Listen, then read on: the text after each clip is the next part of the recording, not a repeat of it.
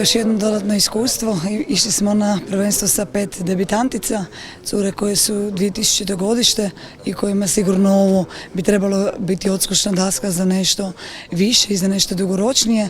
Bilo je nas tu par iskusnijih, nažalost par dana prije prvenstva smo ostali bez jedne iskusne i obrambene i napadačke igračice, što nas je na kraju koštalo tih par sitnica što nam je falilo da postignemo nešto više.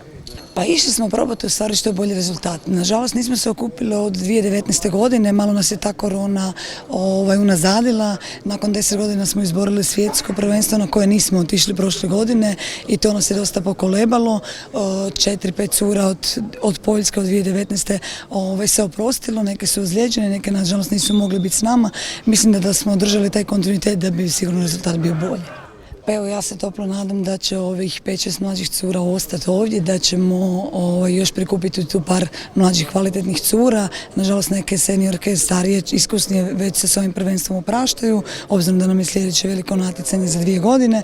Pa evo, nadam se da ćemo ove cure, mladost ovu koju imamo, da ćemo zadržati za te 2 godine.